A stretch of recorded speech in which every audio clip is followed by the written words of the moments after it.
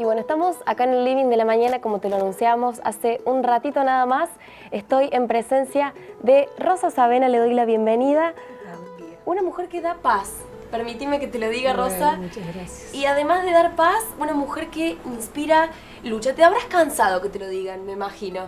Qué sé yo, es como que... Es reiterativo, pero sos una mujer que me imagino desde...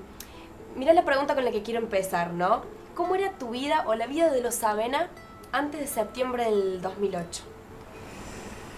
Y antes del septiembre del 2008, la vida nuestra era una vida de trabajo, de estudios. Yo trabajaba como gestora, daba clases en una academia y estaba estudiando Ciencias Económicas en la Universidad Nacional. Mis hijos, el mayor, o sea, Nicolás, trabajaba en el taller con su padre y mi esposo tiene un taller mecánico. Una vida normal, rutinaria, como todas las familias, dedicada al trabajo, al estudio y sin problemas de ningún tipo, ni legal, ni siquiera una discusión con un vecino, ninguna controversia con nadie. O sea, teníamos una vida, si se quiere, aburrida, claro, muy rutinaria, común, y bueno, de pronto esto cambió totalmente con esta desgracia que nos ocurrió y me convertí en una mujer que no la conocía. ¿Y esa Rosa de antes, cómo era? Yo siempre fui una persona muy optimista, muy creyente, trataba de ayudar a todo el que pudiera. Si tenía algún conocimiento sobre algo, no tenía problema en transmitirlo, no era desprovista de todo egoísmo, de querer enseñarle a alguien, por ejemplo, a liquidar un sueldo, que es lo que yo hacía, liquidar un impuesto. No tenía problema cuando ingresaban nuevas compañeras en prepararlas. Yo siempre fui muy feliz porque mi familia, mi matrimonio, mis hijos vivíamos una vida feliz, sin sobresaltos. Muy unidos todos, vivíamos como en una comunidad de amor y bueno, y eso era lo que reflejaba mi vida. Cada día me levantaba contenta, agradeciendo por un nuevo día, agradeciendo por tener unos hijos sanos, buenas personas, por tener un marido trabajador, honesto, y tenía lo mejor de la vida. Tenía una familia, marido, hijos, tenía trabajo, una casa, y sobre todo el amor de mi familia, que es lo más importante que puede tener un ser humano. Entonces yo era una persona que me sentía completa y además había podido organizarme para continuar una carrera que había empezado cuando terminé el secundario y no lo logré hacer por el hecho de que necesitaba trabajar. Claro. Entonces ya con mis hijos grandes, una vida organizada, reinicié la carrera de Ciencias Económicas y estaba cursando ya algunas materias de segundo año cuando ocurre todo esto que, bueno, ya es de público conocimiento. Y después abruptamente tuve que dejar la carrera y comenzar a estudiar abogacía. Y dedicarse pura y exclusivamente a la Dedicarme búsqueda. pura y exclusivamente a la búsqueda, a investigar, a tratar de aprender cómo se investiga, a tratar de aprender cómo analizar una sábana telefónica, a realizar un entrecruce de llamadas, a salir y aprender a indagar a la gente, buscar respuestas, porque lamentablemente en estas situaciones tan duras así, la justicia, o sea, parte de la justicia, sobre todo la que me tocó a mí, no le daba la importancia que requería el caso. Y bueno, somos generalmente las madres las que tenemos que investigar y salir a matarnos por ahí para llevar pruebas y solicitar que se hagan procedimientos para poder lograr la verdad, como ha ocurrido en todos los casos. Por ejemplo, en el caso de Marita Verón, exactamente igual. Susana Rimarco tuvo que salir ella, a recorrer prostíbulos, buscar a personas. En el caso de todas las madres que tienen un hijo desaparecido, digo las madres porque generalmente son las que por ahí pueden rescindir de su trabajo y el sentimiento nuestro no tiene límites. En cambio el hombre, por ahí el trabajo a lo mejor es de mayor importancia y yo entiendo que tiene como más límite, que les dicen, bueno, no, se está investigando y ellos creen eso, nosotros Claro. no creemos, nos damos cuenta, vemos más allá. El dolor nos hace ver que no se están preparando o no se están haciendo, tomando las medidas que corresponden para buscar una persona, ¿no? En algunas entrevistas usted hizo una analogía de su situación a una leona que le tocaban su cría. ¿Fue Es así verdad. como lo vivió? Es verdad, sí. Yo creo que también es un común denominador con todas las madres que le arrebatan un hijo. Te sentís así como que tenés una bestia dormida, una leona, que de pronto te arrebatan la cría y que salís dando zarpazos para defenderlo y si te convertís en algo así, o sea, te han quitado lo más importante, te quitaron tu cría, tu cachorro, entonces no queda otra, no existen los términos medios, tenés que salir al choque y a pelear y a la fuerza, digamos, porque si sos tímida, no lográs absolutamente nada. Entonces, bueno, me transformé en algo que realmente desconocía que era capaz de ser, de tomar decisiones, de ir y pelear. O sea, siempre tuve un carácter fuerte, decidido, siempre supe lo que quería, siempre luché por mis derechos, pero nunca, por ejemplo, me ha tocado como ahora pelear con un legislador a los gritos. Pelear con un fiscal a los gritos, voltear una puerta patada porque no me quieren atender, porque no me dan respuesta por mi hijo. No me imaginé jamás en una situación de esa y lamentablemente lo he tenido que hacer para ser oída, porque no he logrado el eco que correspondía y hasta que finalmente logré que el primer fiscal de la causa, el fiscal Walter Guzmán, lo apartaran del caso y me pusieron un fiscal que se dedicara a investigar y que viera la prueba que ya estaba.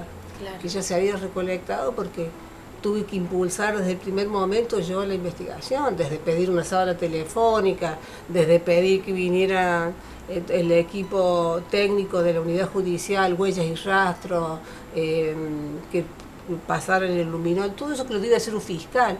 Yo fui y lo solicité a la Fiscalía General y bueno, después de eso llegó a Río Cuarto todos esos elementos que permitieron recabar más pruebas, pero bueno, en todo tuve que estar yo, claro, para hacerlo, impulsarlo, pedir testimonios, bueno, y recorrer lugares inimaginables de la ciudad.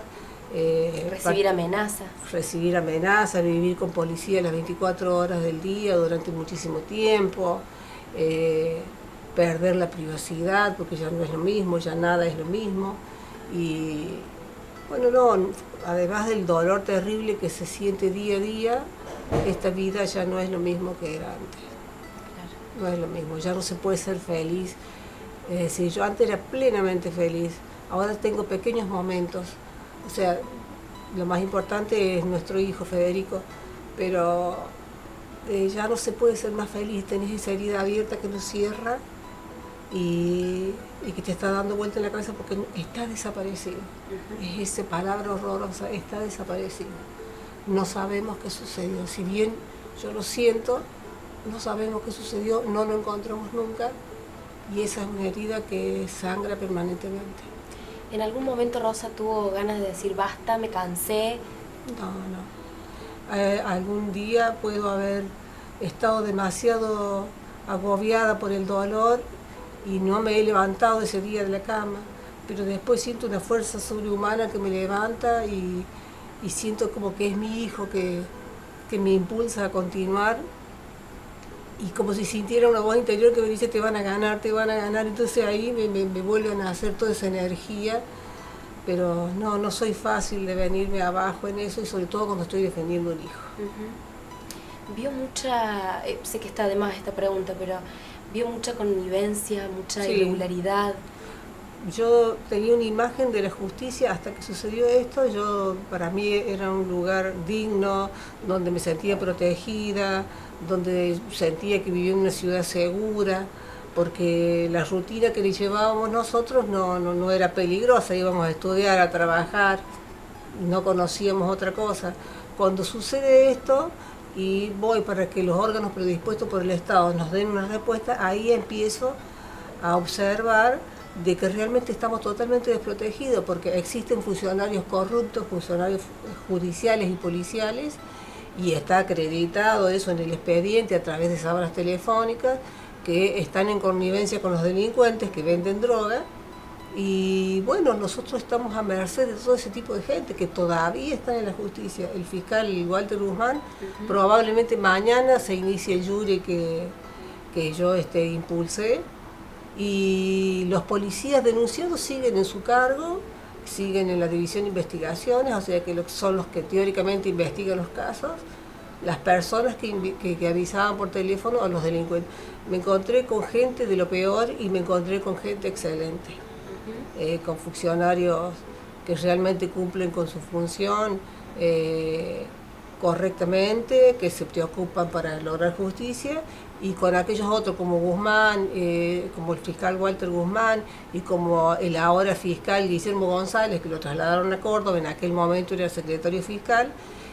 Bueno, esa persona, al igual que el legislador Sayed, me maltrató a los gritos en tribunales, y esa persona salió públicamente a la prensa a decir mentiras, por ejemplo, de que la sangre no era humana, que los Vargas Parras no eran responsables, cuando había toda una investigación que así lo indicaba. Entonces usted tiene en cuenta que no tenían ningún problema en salir públicamente a mentir, porque la impunidad es tan grande para ellos, están protegidos por una parte del sector político que los protege realmente. Sí.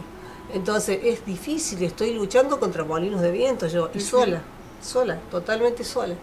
Entonces, bueno, vi que tenía que empezar a interiorizarme más respecto a las leyes y decidí cambiar.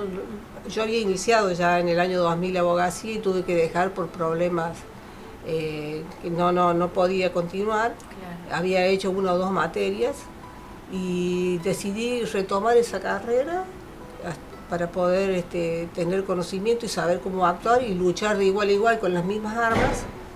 ¿Le parecía justo? No me pareció justo, porque yo creo que para eso están los funcionarios que nosotros los hemos puesto en esos cargos. No me parece justo que seamos nosotros las madres que tengamos que salir a desangrarnos y a luchar y a pelear. Ya demasiado el dolor que llevamos encima como para tener que además hacerles el trabajo a ellos, que están cómodamente sentados en sus escritorios tomando café y charlando, porque ellos la pasan de día, ellos solamente se limitan a cobrar un muy buen sueldo, pero los problemas de la gente no se resuelven. ¿Y el 16 de febrero llegó? El 16 de febrero llegó y bueno, pude obtener mi título, y eso bueno, fue una satisfacción, porque yo esta carrera la cursé, o sea, la parí en el dolor. Sí. Parí un título en el dolor porque la comencé en el momento más duro, que fue después de diciembre del 2010, cuando liberaron a los, entonces eran imputados en aquel momento Vargas Parra. La Cámara, los miembros que estaban en aquel momento de la Cámara Primera del Crimen, en una resolución tendenciosa y arbitraria, destruyeron toda la prueba que habíamos logrado y los liberaron.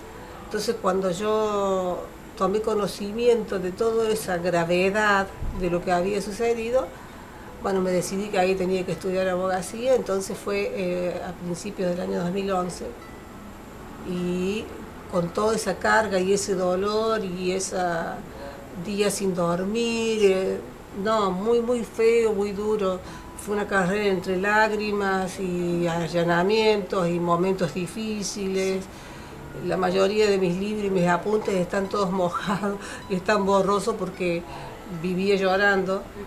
Pero bueno, agarraba un libro y es lo único que me ayudó un poquito a tratar de salir un momento del dolor, de decir, ponerme como meta que voy a ser abogada porque tengo que defender a mi hijo, porque tengo que saber qué pasó con mi hijo y porque tengo que llevar a juicio a los delincuentes. Bueno, y afortunadamente logramos llevarlos a juicio y logramos encarcelarlos, pero por una parte, o sea, por el secuestro extorsivo. Sí. lo importante es decir, que hay una justicia a medias realizada. Lo importante acá es acreditar el homicidio, que en eso estamos, y que esta gente tenga cadena perpetua por lo que hizo por mi hijo. Si usted no hubiera tomado cartas en el asunto, si usted no se hubiera remangado y sacado las zapatillas y metido en el barro, ¿qué hubiera pasado? Lo mismo que ha pasado con otro importante caso que está en estos días resonando. No hubiese pasado nada, hubiera quedado en el olvido, yo hubiese quedado con la cabeza dando vuelta y llorando por todos los rincones buscando a mi hijo sin ninguna respuesta, porque no hay quien dé una respuesta. En eso estamos totalmente desprotegidos porque no hay gente capacitada para realizar una búsqueda, no hay medios tecnológicos. Recién ahora, después del año pasado que yo solicité a la Nación, el doctor Aníbal Fernández nos otorgó un georradar, que eso es importantísimo para la búsqueda de mi hijo y para la búsqueda de cualquier desaparecido. Yo creo que debe ser el único que existe en Latinoamérica y lo tiene la Universidad Nacional. Y bueno, y eso fui parte en la obtención de ese logro. Y bueno, ya contamos con una herramienta muy importante. Pero todo lo demás hay que hacerlo, como tener gente. Acá debería existir una dependencia de la Policía Judicial para el tema de hacer las escuchas telefónicas, para hacer los entrecruces de llamadas, para hacer una investigación profunda. Que no hay. No hay acá, y la policía de acá, como ya le digo, estaban todos involucrados y siguen, porque a mi criterio siguen, porque están en sus cargos muy bien protegidos.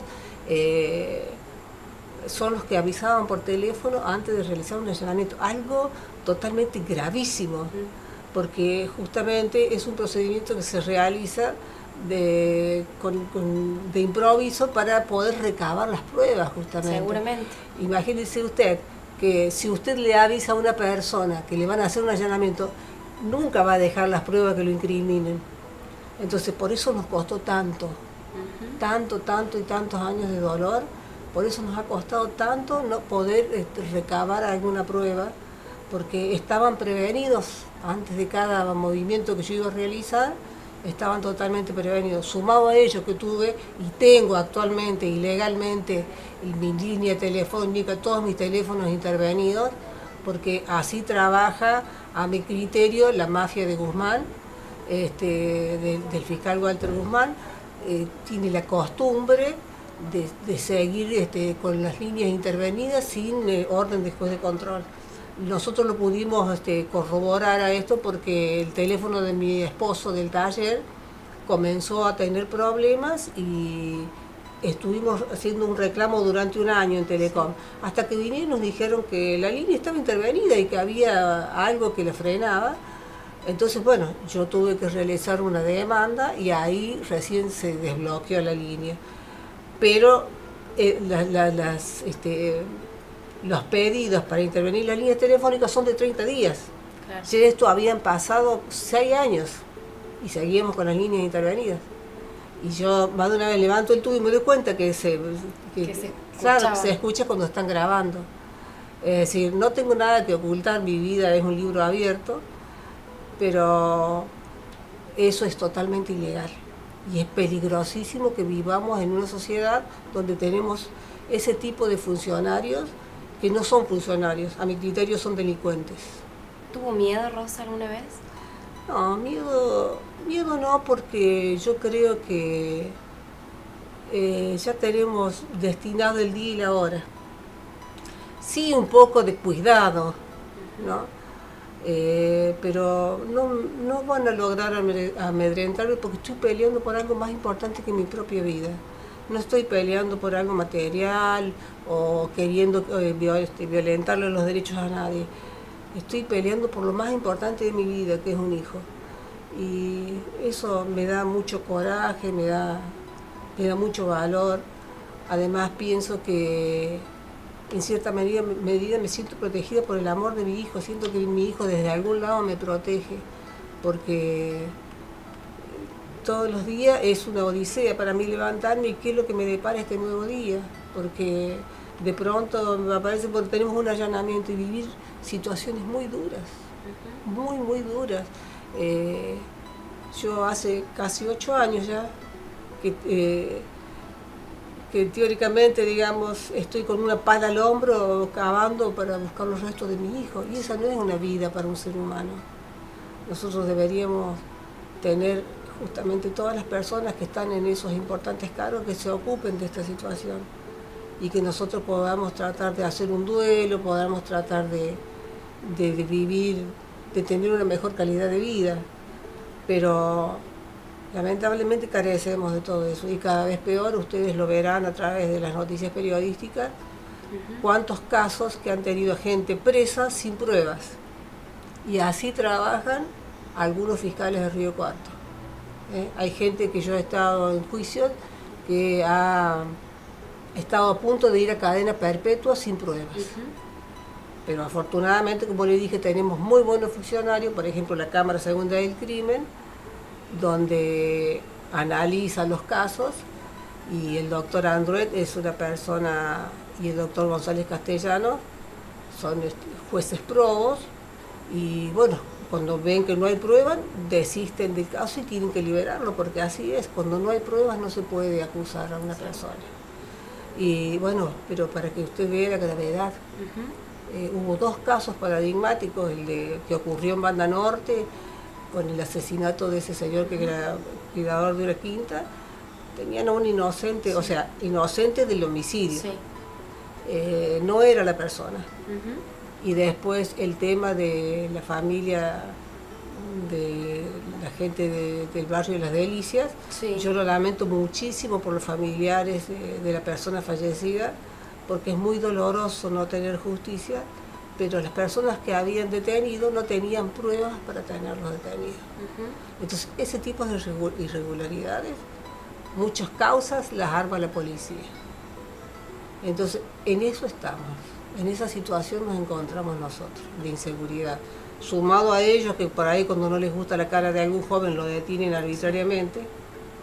Entonces, bueno, lo que necesitamos acá es tener funcionarios que sean correctos, que cuiden a las personas, políticos que se involucren y cuiden a la sociedad, que no lo están haciendo, solamente les interesan sus cargos y ser reelectos de por vida, y lo que menos les interesa es la gente. Entonces, en eso nosotros tenemos que ser muy cuidadosos los ciudadanos y ver a quién elegimos. Tratar de, porque en eso somos nosotros los que ponemos en sus funciones, ¿no? Tenemos que ser muy cuidadosos a la hora de elegir, porque después solamente se preocupan por ellos y cómo hacer para seguir en el poder, y lo que menos le interesa a la gente. Rosa, si Nicolás pudiera verla después de casi 8 años de su desaparición, ¿qué cree que pensaría de usted? Yo creo que él me admiraba mucho porque siempre estudié. Entonces él decía, mi mamá sabe todo. Entonces cuando él le hablaba con alguien de mí, me tenía como una ídola. Yo era la mujer que sabía todo para él. Y yo creo que estaría muy feliz de ver todo lo que hice y se daría cuenta cuánto lo amo. Muchísimas gracias por venir, Rosa. Gracias. Ha sido un placer enorme. Gracias. Muchas gracias a usted. Y nosotros después de esto nos vamos a la pausa, ya regresamos.